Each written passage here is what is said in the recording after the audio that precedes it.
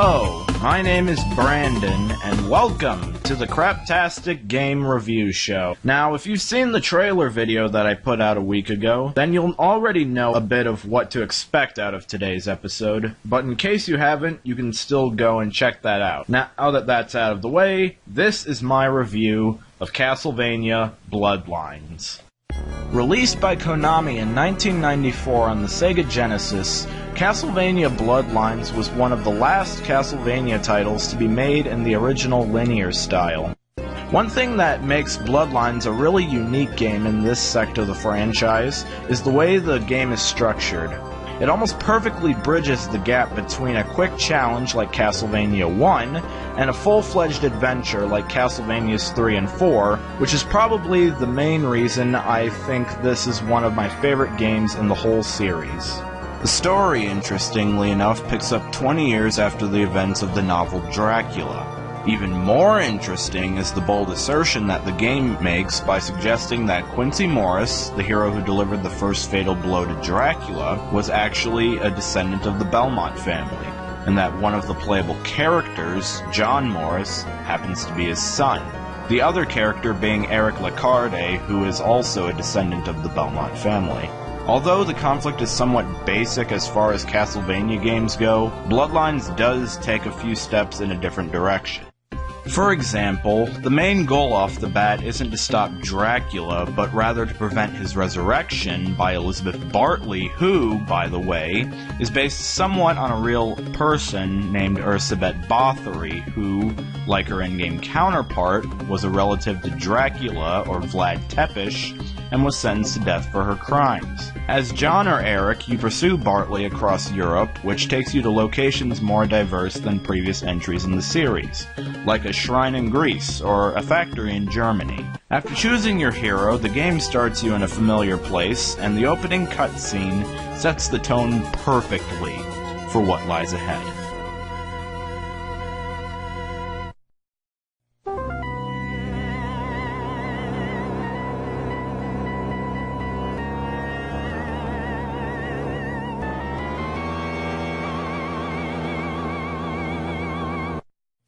Upon entering the now-ruined castle, the level begins to look more like the original Castlevania, not only in its architecture, but in its relatively lenient difficulty as well, which gives you a fair amount of time to learn how your character controls. Speaking of controls, while the game has decidedly nixed innovative abilities from Super Castlevania 4, such as 8 directions of attack, and platform-oriented jumping, it has added a few of its own. John can attack in 5 directions and traverse certain areas, and attack enemies while temporarily invincible by swinging on his whip. Eric, on the other hand, can attack in 6 directions, do a defensive sweep with a spear, and use a double jump to, like John's whip swing, traverse certain areas and attack enemies while temporarily invincible. While John's whip swing takes more getting used to than Simon's in Super Castlevania 4 because of how it controls, the fact that you're invulnerable while using it, that it's capable of attacking, and it doesn't require a specific grapple point makes it a strategically viable action and not just a means of completing a level. Plus, both of them can jump on stairs, making it easier to get through a level quickly, even though the impetus to do so isn't as strong considering the time limit has been removed. After conquering the first level, the game goes from 0 to 60 in terms of difficulty and never takes its foot off the gas. Apart from challenging obstacles and sophisticated enemies, you quickly catch on to the biggest reasons why this game is as hard as it is. If you've played any other linear Castlevania game, chances are you'll know that you gain extra lives by racking up points. In Bloodlines, you still get points throughout the game, only this time you don't get any extra lives in return. You can break all the candles you see, you can kill everything that moves, but try as you might, the points will serve you no purpose and ultimately don't matter. That's right, the points don't mean a thing, just like the host of an improv show. After a while you figure, yeah, we don't need this. All that aside, there is one way to get more lives, and that is by breaking one of a select few candles. And when I say select few, I mean that these candles could have won the lottery, or a raffle at bingo night, but still, The number of these candles is disproportionate to the amount of times that you're likely to die. Healing is another frustration. Like in previous linear titles, you heal by eating food that you find in the walls. An improvement that this game makes is that the walls make it more obvious as to where you can find them. However, unlike the first Castlevania, where you can find food in just about every level if you know where to look, the food, like the extra lives, is rare, and in most levels, non-existent in Bloodlines. To the average gamer, this fatal combination makes a game over a certainty within the first few levels. And it's when the game over text scrolls up that the unholy trinity becomes complete.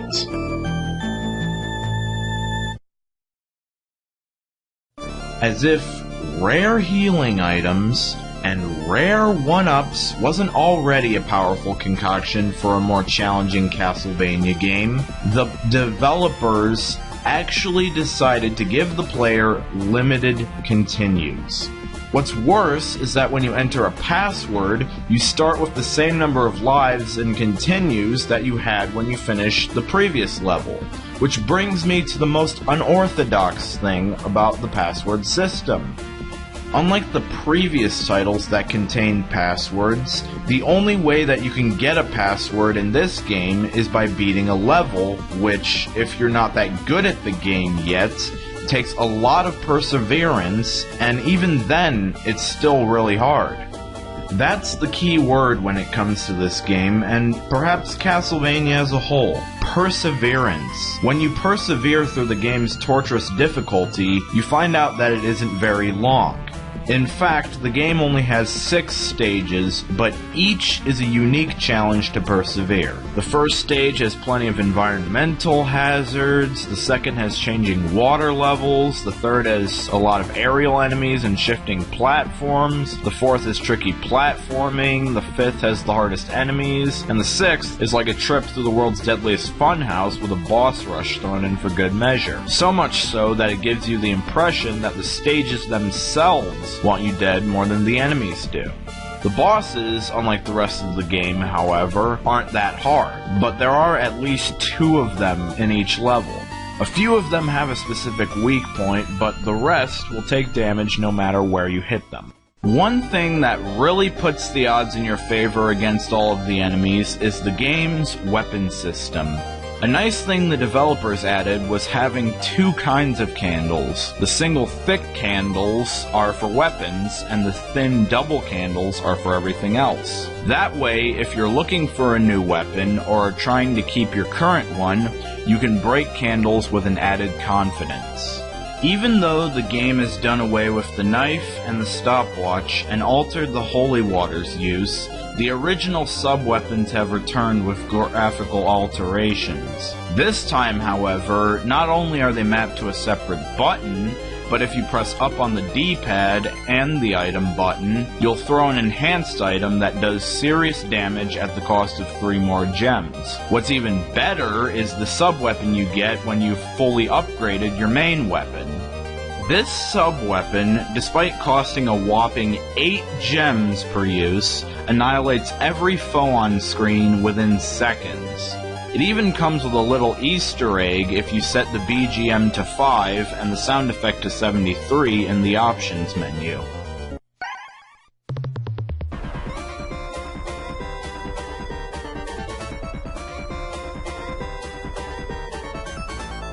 Of course, since the game doesn't go soft on you, there is one major drawback to this godlike power. You lose it after getting hit just once, as if the game is saying, this is why we can't have nice things. The sound in this game is a shining example of Genesis audio at its finest. The upbeat and eclectic mix of hip-hop, rock, and atmospheric tones makes Bloodlines perhaps the most unique sounding game in the franchise. Some of the sound effects seem a bit silly, but the voice samples are pretty exciting in my opinion. The music that plays during each level helps give you the resolve and the courage to keep playing the game and to find the most satisfying aspects of it. The graphics are some of the most ambitious on the Genesis. The colors are vibrant, yet they create a dreary and unsettling atmosphere. The North American version of the game in particular has an increased gore factor, with an abundance of corpses in the first level, and the possibility of decapitating harpies in the third level.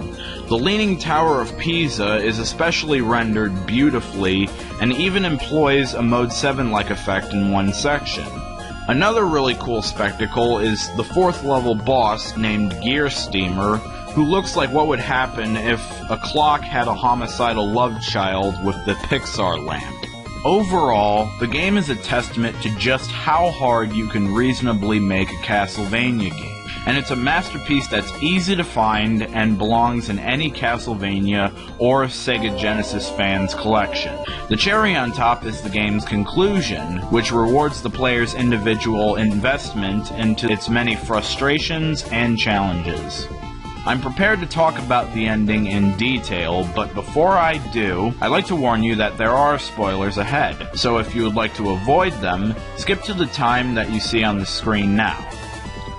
Going once. Going twice. Alright, here we go. Upon conquering the Versailles Palace in France, your journey ends at the Castle Proserpina in England. You cross the bridge, and it promptly explodes in a Mode 7-like bang, sending the message that there is no turning back now. You enter a hall of shifting mirrors, and you find it difficult to discern where you stand. Even worse, Medusa heads swoop towards you in a parabola of death, and a single hit is all it takes to send you into the bottomless pit. After passing that area, all notion of control has been turned on its head, and gravity itself has become an enigma. Having succeeded in passing these unruly impasses, you strut through an empty hallway thinking, "Why is this hallway so empty? Did the developers get lazy?" But before you can finish that thought, you hear something coming, and then it's there. You kill it, you move on. You hear it even quicker. It runs. You kill it, you move on. You hear it, you kill it, you move on. You hear it, you kill it, you move on. You hear it, you kill it, you move on. You hear it, you kill it, you move on. You hear it, you kill it, you move on. You then come face to face with death, and the two of you play a little card game. Only problem is that he's the only one who knows the rules. As such, he takes advantage of this misunderstanding by shooting fireballs at you and inviting a few unwanted guests. After enduring his tiresome bullshit, you get to show him what good sportsmanship looks like, right before he dies. Elizabeth Bartley is next in line, and it turns out she has a little surprise for you. Boom shakalaka, she turns into the Medusa. She also fights you in her original form, but she goes down easy both ways if you're quick enough. She also teleports. As you approach the final battle, Simon's theme begins to play, as if to tell you that Dracula is already half dead. His first form is his traditional teleporting and fireball himself. His second is similar to Death in appearance, and his third and final form is a skeletal dragon that spews death from its crotch. But your weapon proves to be a better remedy than antibiotics, and the terrible beast is vanquished.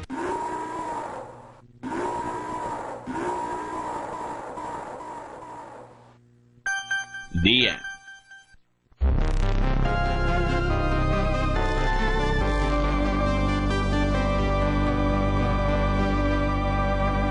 The ending, you see, depends on what difficulty you complete the game on, and are as follows.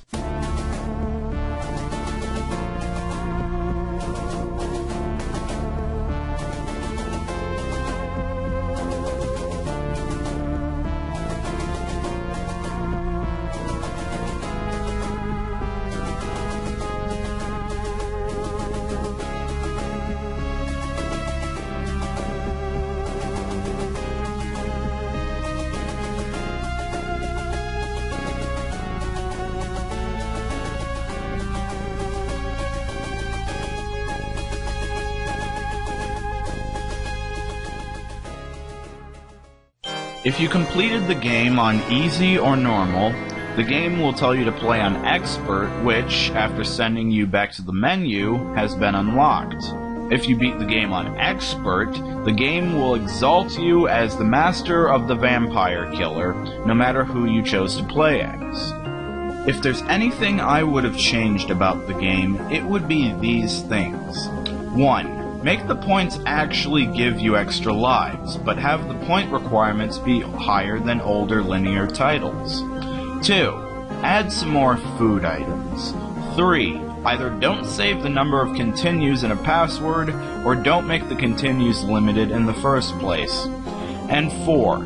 Take a few of the bosses out of the game and make the rest of them a bit harder. All in all, Castlevania Bloodlines, it had a lot of great elements that really perfected the linear style. It's really a shame that linear Castlevania titles got put on the back burner while Symphony of the Night and the numerous non-linear games like it took the spotlight.